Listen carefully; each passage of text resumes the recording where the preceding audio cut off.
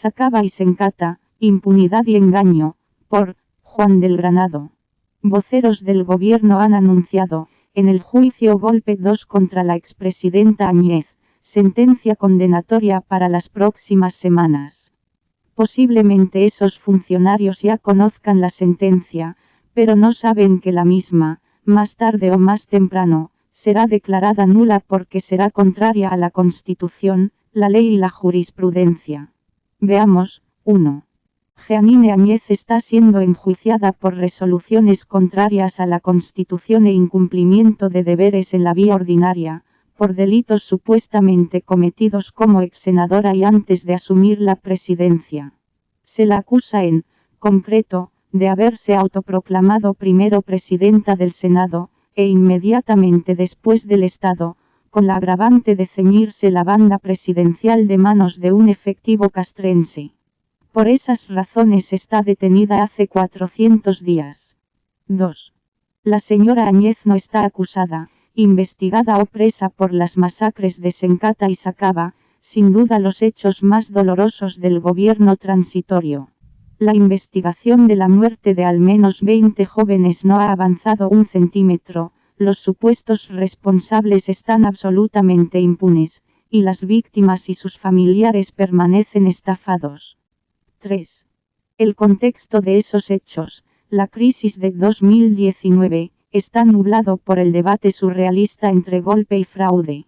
Los acusadores sostienen que el comportamiento de la senadora Áñez, antes de asumir la presidencia, fue el de la preparación de ese golpe, y donde los conspiradores eran desde embajadores europeos, pasando por técnicos enviados por Almagro, hasta la dirigencia opositora de la época. 4. Todos sabemos que el desplome de Evo Morales no requería de ningún empujoncito castrense. El autoritarismo, la corrupción, el extractivismo, el desconocimiento del voto popular y la fractura de la CPE, habían desfondado a un gobierno cáscara cuyos titulares, como otros anteriores, no tuvieron otra que tomar un avión y escapar del país y la vergüenza. Pero asumamos, solo por un momento, que hubo golpe y que de él emergió el gobierno de Áñez en el que se produjeron las masacres. 5. No se pueden juzgar por separado los aprestos golpistas, la conspiración de la U católica, la autoproclamación y la instalación presidencial, de los hechos delictivos posteriores. Todos tienen que ser investigados juntos.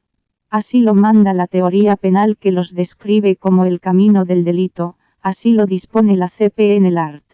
117, un solo juzgamiento, eso determina el Código Penal, cuyo art. 46 exige sentencia única y, para quienes no quieren entender nada, así lo hicimos en el único juicio de responsabilidades a un gobierno indudablemente golpista y de facto como fue el de García Meza. 6. García Meza delinquió mucho antes de asumir la presidencia. Se amotinó sediciosamente 2 veces mucho antes del 17 de julio, incumplió deberes militares meses antes de esa fecha y, lo más importante, tomó por la fuerza el Palacio de Gobierno, asaltó la Central Obrera Boliviana y asesinó a Marcelo Quiroga, Gualberto Vega y Carlos Flores en la mañana del 17 de julio, antes de proclamarse presidente, lo que ocurrió recién al día siguiente 18 de julio en el Estado Mayor de Ejército. 7.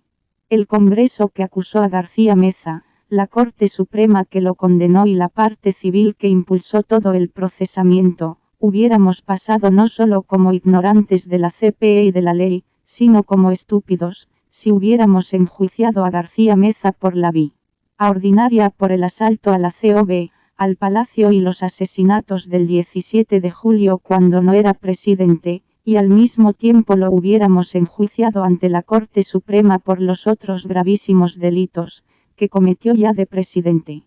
8. No pues. Cumplimos la CPE y la ley, se lo enjuició por todos los hechos delictivos, por los preparatorios, por la sedición, por la violación de la CPE, por el asalto al gobierno y, cómo no, por todos los crímenes que cometió antes y durante sus 14 meses como presidente de facto. 9.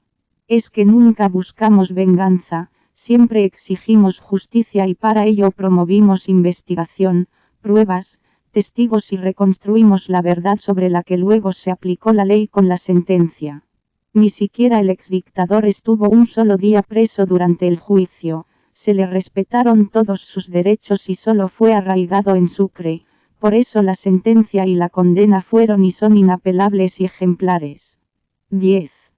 La sentencia que los personeros del gobierno están anticipando oficiosamente en el golpe 2, será espuria, violará la CPE y en su momento será anulada, cuando se inicie el juicio de responsabilidades. Mientras tanto, persistirá la impunidad de las masacres, las víctimas y sus familiares continuarán burlados y nuestra justicia seguirá servil a los voceros estafadores de Palacio.